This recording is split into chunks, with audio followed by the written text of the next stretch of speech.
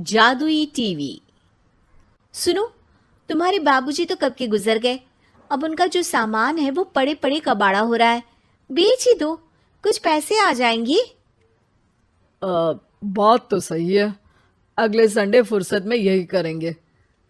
अगले संडे रोहित सारा सामान कबाड़ी को घर बुला के दे देता है। तभी उसकी नजर बाबूजी की पुरानी टीवी पर जाती है, जो इतने सालों तक कूड़े में पड़ी थी, फिर भी चमचमा रही थी। टीवी तो देखो, जैसे एकदम नई हो। हाँ, बाबूजी को टीवी देखना बहुत पसंद था। उनका सपना था कि वो टीवी पे आए। एक बार मौका भी था जब वो अपने गांव के गाने सुनाने किसी चैनल पर जाने वाले थे, पर मैं और मेरा भाई लड़ पड़े और बाबूजी को घर पर ही रुकना पड़ा। चला के देखें क्या? हाँ हाँ, क्यों नहीं, देख लेते हैं। पर शायद ही चले। बाबूजी ने उस लड़ाई के दिन के बाद टीवी देखना ही छोड़ दिया था। टीवी चालू करने के लिए उसमें केबल वायर लगा दिया जाता है। एक न्यूज चैनल चालू हो जाती है। स्वर्ग की सीढ़ी के रास्ते हैं तीन, तीनों के तीन रास्ते हैं संगीन। पहला रास्ता है सांप की बीन, दूसरा रास्ता घर में बिछा कालीन, तीसरा रास्ता कलकत्ता से चीन। ये क्या बकवास खबर है, कुछ अच्छा लगा दो। अरे आप बोलो तो सही, कोई अच्छी खबर सुना देता हूं। मेरा तो काम ही खबर देना है। अरे बाप रे, टीवी बात कर रही है। हाँ, ये न्यूज वाला मुझसे। हाँ हाँ, आपसे ही तो बात करूंगा ना, आपके घर में हूं तो। अरे, ये सपना है क्या? तुम हमसे बात नहीं कर सकते? अरे सपना नहीं भाई साहब, ये टीवी जादुई टीवी है। बोलो, क्या खबर सुननी है, वरना ब्रेक लेने का टाइम आ जाएगा। सुप्रिया घबरा के टीवी बंद कर देती है। वो क्या था? अरे एक बार और चालू करके देखे, फिर से बात करेगा तो चैनल बदल देंगे। सुप्रिया फिर टीवी चालू कर देती है। अरे ऐसा कोई मुंह पे टीवी बंद करके जाता है क्या? मुझे बुरा लगा आपका नेचर। चाय पानी तो पूछो। सुप्रिया टीवी के बटन से चैनल बदल देती है। अब टीवी पर एक फिल्म चल रही है। अरे ये तो सूर्यवंशम है ना? हाँ, और ये ठाकुर को जहर की खीर दे दी और उसको पता भी नहीं है। ए भाई, खीर मत पीना, उसमें जहर है, मत पीना। ठीक है महाशय, जैसा आप कहें। हाँ। अरे, आपकी बात मान ली, पूरी पिक्चर ही अब तो बदल जाएगी। मतलब ये सच में जादुई टीवी है? तभी वहां कबाड़ी आ जाता है। भैया, टीवी के 150 रुपए दूंगा, चलेगा? अरे 1.5 करोड़ में भी ना दे तुमको ये टीवी हम। अरे 1.5 करोड़ खरीदने को होते तो तुम्हारे घर में ये पानी चाय नहीं पीता, अंबानी या टाटा के घर बैठा कोल्ड कॉफी पीता। रोहित कबाड़ी का हिसाब करके उसे वहां से चलता करता है और अपने भाई शशिकांत को फोन लगा के बुलाता है। शशि थोड़ी ही देर में वहां पहुंच जाता है। क्या हो गया भैया? अरे बाबूजी का टीवी याद है?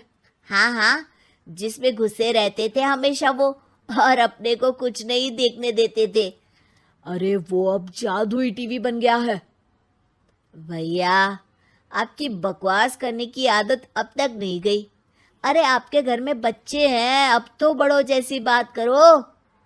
रोहित जाके टीवी चालू कर देता है। टीवी पर एक जादू का शो हो रहा है जिसमें एक जादूगर है।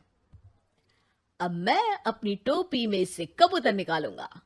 श्रिंग ब्रिंग शरिंग बम फपा फुफी फुफा बाउ। टीवी से कबूतर निकलता है और शशिकांत के सर पर आकर बैठ जाता है। भैया, ये क्या हो रहा है? भैया इसे उड़ाओ। ए कबूतर, जा जा, कबूतर चल निकल। अब मैं टोपी में से सांप। सांप सुनते ही शशिकांत कांप जाता है और भाग के टीवी बंद कर देता है। भैया, सॉरी भैया, मैं समझ गया ये सच में जादुई टीवी है, पर एक बार और ट्राई करते हैं। पर भाभी, कोई दूसरा चैनल लगाओ। हाँ, जिसमें डर ना लगे। सुप्रिया टीवी चला देती है और न्यूज लगा देती है। अरे कितने दिनों बाद मुझे याद आया, बताइए क्या खबर सुनाओ। और ये नया आदमी कौन है?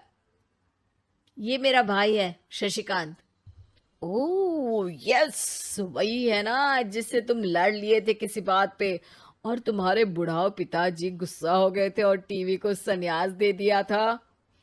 हैं? तुमको कैसे पता ये सब?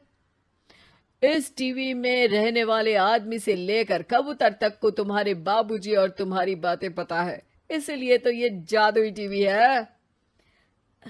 ये टीवी क्या कर सकती है वैसे? तुम जो मांगो दे सकती है। कहानी बदल सकते हो, खबर बदल सकते हो, कोई चीज मांग सकते हो। अरे भैया, ये टीवी मैं लेके जा रहा हूँ। बाबूजी का लाडला तो मैं ही था ना। अरे ऐसे कैसे? मैं बड़ा बेटा था, अब तक मेरे घर में टीवी थी ना। अब तक कहाँ गए थे पिताजी के लाडले? तुम्हारी गलती का एहसास भी है। अरे भैया, ज्यादा ना बोलो वरना भूल गए आपके दांत तोड़ दिए थे मैंने उस लड़ाई में। मेरी बीवी के सामने मेरी बेइज्जती करता है। रुक। दोनों भाई हाथापाई पे उतर जाते हैं। रुक, बताता हूं तुझे कि कौन बड़ा है। अरे छोटे का दम तो देख लीजिए आप। ये खबर आपके बाबूजी को देता हूं। तभी टीवी अचानक बंद हो जाता है। अरे शायद टीवी नाराज हो गया। और लड़ लो, आए बड़े खली बनने। टीवी से एक तेज रोशनी निकलती है और टीवी में बाबूजी दिखाई देते हैं। बाबूजी आप? इतना चकरा क्यों रहा है? अपने बाप को नहीं पहचानता क्या?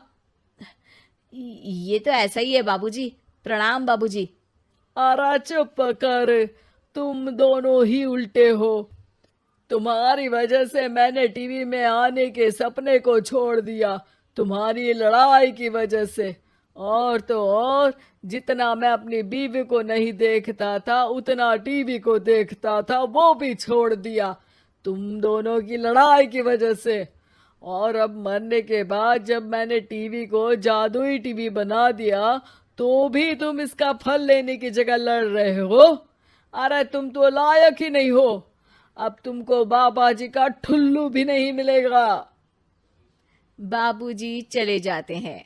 टीवी बंद हो जाता है। रोहित और शशिकांत गिड़गिड़ा के टीवी के सामने हाथ जोड़ के बाबूजी को बुलाते हैं, पर टीवी सिर्फ धुआं निकालता रहता है।